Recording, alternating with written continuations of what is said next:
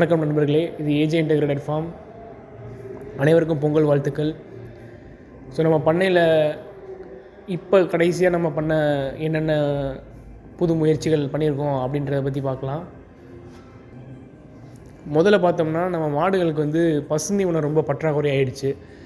நம்ம எப்படி தீவனம் கொடுத்துட்டு இருந்தோம்னு பார்த்தோம்னா, பண்ணை ஃபுல்லாக புதர் மண்டை விட்டுருந்தோம், புல் முளைச்சி கிடந்தது.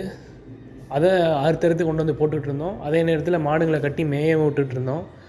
ஆனால் இப்போ பார்த்தோம்னா, நம்ம உழுதுட்டோம், எல்லா இடங்களையும் உழுதாச்சு, ரோட்ரி போட்டு உழுதாச்சு. அதனால் இப்போ புல் இல்லாமல் போயிடுச்சு. இப்போ அதுக்கு அதே நேரத்தில் புல்லுமே பற்றாக்குறை தான். அது நம்ம ட்ரை சீசன் வேறு வருது, அதனால் புல்லுமே பற்றாக்குறை தான். அதனால் என்ன பண்ணிட்டோம்னா, ஒரு 60-70 சென்ட்டில் சூப்பர் நேப்பியர் கரணைகளை வாங்கி நட்டுட்டோம். சூப்பர் நேப்பியர் கரணை வாங்கி நட்டு இப்போ ஒரு 15 நாள் ஆகுது. கரணை பாதிக்கு மேலே ஒரு 60% முளைச்சி வந்திருக்கு. பாதி இது எங்களுக்கு ஃபஸ்ட் டைம்ன்றனால அதை மாற்றி நட்டுட்டாங்கனால பாதி இது இன்னும் முளைக்காமல் இருக்குது. அது தலைகளாக இருக்குது. அதை நம்ம திரும்பி நடணும் அப்படின்ற மாதிரி சொல்லியிருக்காங்க. நட முடியுதான்னு பார்ப்போம். அடுத்து பார்த்தோம்னா, அது வர்றதுக்கு ஒரு 90 நாள் ஆகுன்ற மாதிரி சொல்லியிருக்காங்க. அதனால் அதுக்கு இடைப்பட்ட காலங்களில் நம்ம மாடுக்கு பசுந்தீவனம் கொடுக்கணுன்றதுக்காண்டி வெள்ளை சோளம் மற்றும் சிவப்பு சோளம் இது ரெண்டையுமே ஒரு ஏக்கர், கிட்டத்தட்ட ஒரு ஏக்கரில் நம்ம உழுது பயிர் பண்ணியிருக்கோம்.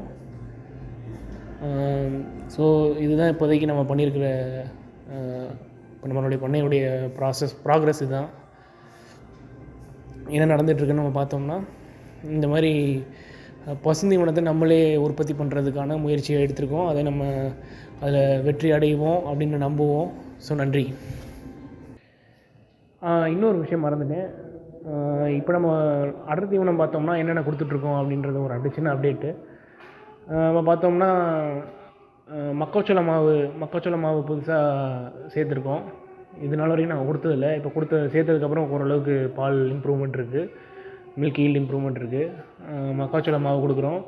தவிடு தூசியில் பார்த்தோம்னா உளுந்தந்தூசி ஒன்று, அப்புறம் மைசூர் டஸ்ட்டுன்றாங்க, அதாவது இந்த ரேஷனில் வர பருப்புகளுடைய தோல், அந்த தீவனம் கொடுத்துட்ருக்கோம். அப்புறம் பார்த்தோம்னா கடலை புண்ணாக்கு, அப்புறம் பருத்தி கொட்டை, இதுதான் நம்ம பால் மாடுகள் கொடுக்குறது. ஸோ இது கொடுத்தாலே ஓரளவுக்கு மாடுகள்கிட்டருந்து பால் நம்ம எதிர்பார்க்கலாம். ஸோ இது எவ்வளோ குவான்டிட்டியில் கொடுக்கணும் அப்படின்றத பற்றி வீடியோலாம் ஃப்யூச்சரில் வரும், அப்போ பார்க்கலாம். நன்றி.